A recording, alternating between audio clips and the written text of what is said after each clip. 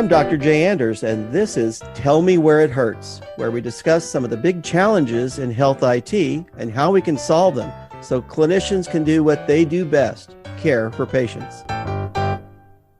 I'd like to welcome everyone to a special edition of Tell Me Where It Hurts, HIMSS 23.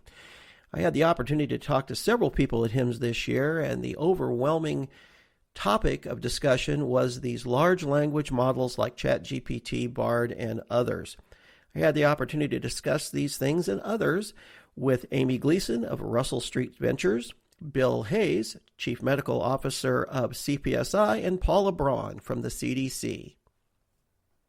I'd like to welcome everyone to the Tell Me Where It Hurts episode from HIMSS 23, direct from the show floor. I'm here with Amy Gleason, who's the Chief Product Officer of Russell Street Ventures. Welcome, Amy. Hi, thanks for having me. So tell me, Amy, what brings you to HIMSS this year? Well, I've been to every single HIMSS since 1996, and so I obviously like coming to this show since I've been coming for so many years. The main reasons that I came this year are it's great to be able to come and for a few days focus a whole bunch of meetings with companies that are all in one place, and you can meet with they have usually different subject matter experts in their booth. They can show you things right away. So I'm interested in meeting with a lot of the EMRs to see how they're progressing on interoperability and how they're implementing some of the new standards, which ones are connecting into things like care quality and Commonwealth, and who has the ability to add workflow into their applications for outside things. And then I'm really interested in talking to a bunch of the new AI companies and understanding how people are starting to use AI in their tools. Also, we're interested in how you can use AI on phone calls and to help figure out how scripting is going or escalating issues that might happen on the phone when you're doing telehealth visits. So those are some of the things that I'm interested in here. The other big category would be interoperability and the new rules that came out from ONC, and really spending some time with them to understand a little bit more about those. I haven't had time to pour through them in my busy job, so it's good to be able to go to sessions and hear about that. And how they're fitting in with all the Commonwealth, care quality, Sequoia, and those groups as well. So thinking about AI and, of course, ChatGPT, that's been all over the news for a long time, not kind of dominating it. Where do you think that's actually going to start to fit in? What do you think it's going to happen? Yeah, I think there's a lot of speculation. I'm not sure I know exactly where it's going, but I think there are certainly some applications that it can help patients be able to more easily access and understand their information. It can help providers with differential diagnoses and documentation, finding gaps potentially. I think there's a lot of different applications, but it's just also early. I'm not sure how it'll really come to fruition, if it'll really be real or more just kind of an imagination, exploratory concept. Well, some of the things I've been hearing around the show so far is that one of the issues is it's not well trained, meaning that it takes a whole lot of data from a lot of places, but it really doesn't take data from medicine and real patients and things like that. Is that any concern of some of the people that you work with? Yes, I think so, especially since there's always going to be an error rate, and in healthcare you need that error rate to be really small. Without, really training it, you might have an unsustainable error rate. So I think that's certainly a big concern. Thinking about your involvement with our federal government and the White House, I have noticed that the FDA has started an exploratory group to look at how OpenAI and other large language model programs will be, I won't say regulated, I will say looked at and evaluated. Do you have any thoughts on that? I think the government should have some kind of role in that, but I have not been involved in that and don't really have any great idea. But I think the government should at least be setting standards and guidelines, if not regulating, and then also experimenting and using things themselves to help guide the market and get guardrails around it. So what do you think the biggest splash is going to be here at HIMSS 23? I think there's going to be a lot of ChatGPT talk, so I think it'll be interesting to see what that is. I'm hoping that this might be the year interoperability is a real thing. I've been hoping for it since 1996, so I feel like we made so much progress, but yet so little progress all at the same time. After working on it and prior work in the private sector, going into the government, working on interoperability, and coming back to the private sector, it's so exciting to be able to hit, HIEs and common milk area quality and get data, but it might just be a CCD when you really needed much richer data, things like that. So I'm hoping that we're going to keep moving to the next level and really get to that nirvana at some point. I'm hoping to see some of that this year. Well, I just had an interview with Amit Trivedi at HIMSS regarding this particular issue, and he was very excited about some of the new standards that are coming out and hopefully kind of level the playing field for people in interoperability. My problem is I think there's going to be an issue with who's paying for it and how it's going to be sourced and transmitted and things like that, but it's yet to be seen. At least the government has decided it's going to have some standards, which I think is the first step. Right, and I think ONC is doing a fabulous job of continuing to push the bar and driving it forward. It's just taking a lot longer than I would like, and I think there's still a lot of questions around patient access. I think, when patients go to request data from things like Care Quality or Commonwealth or an HIE, a lot of times it's not quite as clear who can get access and what the ways you can release that data are. They're not concerned that the patient hasn't been authenticated, and is this really the patient that's requesting the data? So I know there's some great work that the Karen Alliance has been doing on digital identity, which I think is a great step forward that can help with some of that. I'm excited to see how that work goes forward too. Well, Amy, thank you for being on the podcast. Thanks for having me. I'd like to welcome again to one of our segments of Tell Me Where It Hurts here at HIMSS 23 from the show floor. I've got with me Dr. Bill Hayes, who's the Chief Medical Officer of CPSI. Hi, Bill. How you doing? I'm great, Jay. Good to see you again. Always good to see you. Tell me a little bit about what you're looking for here at HIMSS and what you've seen. Sure, happy to. I love coming to HIMSS. I've been coming for several years now. I am always looking for the ideas that will continue. It sounds like a repetitive theory, but an idea that will generate the ability of the healthcare information technology world to truly support the clinical and revenue cycle world in the healthcare delivery. We met you guys as a company, Medicom, some years ago, and understood that you saw what your products and your services and your programming can do to help enhance that. And that's why we partnered together. You're the exact stereotypical idea of a partner that we want as an electronic health records company to drive better healthcare delivery for what you're doing because your understanding and your insight. That's why this industry is so much more than just electronic health records. It's companies like yourself that help drive the innovation, the standardization, and the use of data. Data is a big word at HIMSS these days, like AI and machine learning, but data itself is not what the clinician uses. They use high relative value information. You guys have found ways to bring that to the forefront. Let's talk about just a little bit about the AI swing here, because ChatGPT has been all over the news, and there's a whole bunch of these large language model engines coming out to do that. How do you feel that's going to fit in the future? What are you thinking? Here's my thought, purely as a clinician. As a practicing physician for many, many years, getting involved in healthcare information technology is that the power is there. We're constantly looking for that power, like you guys have begun to derive and work for. But that being said, ChatGPT definitely will have a place and a function, not a current panacea in its current form, okay? Because we talk about artificial intelligence, what we're looking for is like assisted intelligence or augmented intelligence. Because what we see is in version 4 of ChatGPT is incredible. It does tremendous things. It's a language-based platform.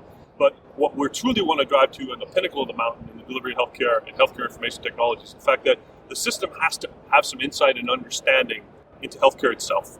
And currently, it doesn't have that reliability in the healthcare space. It will learn and it will be taught those things by us and guided by us in models and algorithms to especially sort of fabricate it more specifically on helping us deliver healthcare. It's a universal tool now. I laugh, for a 6th grader who needs some help with a paper, it's awesome. Language-based model through the internet. But for maybe making a differential diagnostic tool or a clinical support mechanism or even a therapeutic recommendation system, it's going to take, and companies I've already seen have begun to realize that if they specifically focus on that type of delivery and improvement of the reliance and the trust of that ability, of that augmented intelligence or assisted intelligence, that will be an incredible advancement for us. Because yourself as a physician, myself as a physician, we will still in the end always make decisions about what's best for patients, because that will never be able to be replaced by a machine or by an algorithm or a learned program, if you will. But That's not to say for a minute that I don't think that can help you and I be much better physicians to our patients, who's the ultimate beneficiary of that ability, technology, knowledge, and data analysis. I also think there's going to be a lot to be said for health equity and how we can spread technology across places that really doesn't have it right now. So that's a great statement. Thanks, Bill. Thanks for stopping by. Thank you. My pleasure. Thanks for having me as always. Always enjoy the conversation and the excitement. Have a great day. Welcome to another edition of Tell Me Where It Hurts here at HIMSS 23. I'm with Paula Braun, who's the entrepreneur in residence for the Centers for Disease Control. Hi, Paula. Welcome to the podcast. Hi, Jay. Happy to be here. Tell me a little bit about what you think the buzz is here and what you're thinking, especially as we talk about all these large language models and open AI and chat everything. Well, I think the real question is, how do you make it work? And the key to making it work is, how do you bridge the gap between the old and the new? Because in healthcare, we have so much embeddedness. And the things that really matter, too often, there's so many hurdles in getting it into the workflow. And I think there's a really unprecedented opportunity right now, given where we are with the adoption of open standards and open APIs, given a bolus of information that's pretty much made available ubiquitously. How do we begin to bring additional value to that, to make sure that people are able to get the information that they need to make the best decision for themselves in coordination with their families, in coordination with their care team, that leads to the best outcomes overall? So what I was thinking along the lines several weeks ago, actually, about how health equity can be impacted by these new models. And, there's always that conversation of cost and how you spread it out and where you put it and all of that. Can you talk a little bit about how you think that's going to work in for health equity, the public health division, and people getting care that may not feel like they can confidently get it somewhere else? But tell me a little bit what you think about that. Yeah, no, I like that, because it really boils down to, do the people who need it most have it available to them in a manner that's accessible to them, that they can understand, and that's useful to them? So it's a different way of thinking about it. The who is it for is for the end person that it serves, which is all of us, not necessarily the organizational interests that are always at play. And I have a lot of hope, having walked the halls of the showcase here, because I'm beginning to see real innovations, particularly around some of these transformer functions that underlie all the buzzwords, right? There's all the currents on top. There's all the waves on top that come and go every year. We see it, every 3 to 5 years at a big conference like HIMSS. But what are those steady undercurrents, and what are the directions that they're flowing? And I think for this one, getting a better understanding of how this approach to thinking about data can be used to help fill some of those gaps where we know the data are sparsely populated, and we can personalize it in a way where you don't have to have a $1,000 device to run it. You can run it off of the one that you pick up at the big box store that you shop at on a regular basis. I think it's a new way of leveling the playing field and bringing everybody up to a particular point that nobody thought was achievable before now. And I firmly believe in that, because one of my concerns when it first started to surface, especially in healthcare, it was this replacement. It's going to replace physicians. No. That's nonsense. I think everybody started to agree with that. But one of my other concerns is, how do you get it to a 30-bed hospital in the middle of Missouri with 8 providers at a cost and a presentation that will actually service that community? Because that is a wholly different model than, say, a Kaiser or a Mayo. Yeah. I think it's a couple of different places. I think you go where, what do they already have? What's the system that's serving them? And where can we plug into that? And how do we make sure the standards are in place so those kinds of integrations can happen? And there's so much of that happens that impacts our health that is beyond the walls of the brick and mortar institution. And so if you're getting care at multiple settings, maybe you're getting readings at a grocery store, or maybe you're going to certain health clinics, or maybe you're going to certain behavioral care settings. All of that has to come together. And the more that we can do to make sure that all of those data points are captured and accessible on a device that people carry around with them every day, or able to be connected in that way, and then connected to those smaller facilities that serve their healthcare needs, that's when it starts to change. And so having the standards that can work across and make sure those bits and bytes can talk to each other, no matter what device they were collected on or what size server they're stored in, that's the real opportunity. And I think it's really starting to happen now in ways that nobody thought would occur even 5 or 10 years ago. So I'm encouraged by what I'm seeing. I'd like to see more of it. And I'm just grateful for the opportunity to talk with you and be among the many people interviewed here at HIMSS. Paula, thanks so much. Well, HIMSS 23 is now a wrap. It appears that HIMSS is now getting close to its pre-pandemic levels with about 35,000 plus attendees this year. It was fun to be back in Chicago, close to where I grew up and trained in medical school. It was interesting to see all the new technologies that are appearing in healthcare, especially in the realms of home care, home monitoring devices, and how that's all going to integrate in the future. One of the overwhelming things, as we have heard from the guests that I interviewed, was how these large language model generative AI technologies are going to be used in healthcare. It seems that healthcare is always looking for a new, bright, shiny penny to use in its technologies. The usefulness of this is yet to be determined, and one of the people I talked to at HIMSS was Tim O'Connell, who's the CEO of Intelligent, who is a natural language processing company. And I think he stated it best. He said, it's like a child that's yet to be trained adequately. Instead of basing its production on things like Reddit, it really needs to be trained with good, sound medical data, which is starting to appear in the marketplace because of the 21st Century Cures Act, which was recently enacted and now is starting to force/encourage exchange of good, clean clinical data. So it'll be very interesting to see what happens in the future regarding ChatGPT, Bard, and others as far as its place in healthcare.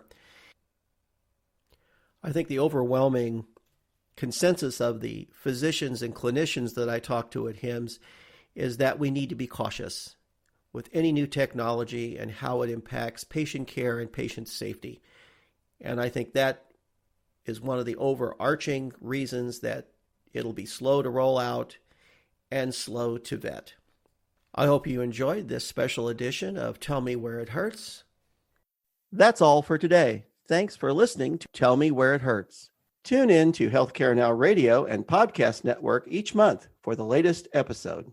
To learn more about Medicomp Systems, visit our website at www.medicomp.com.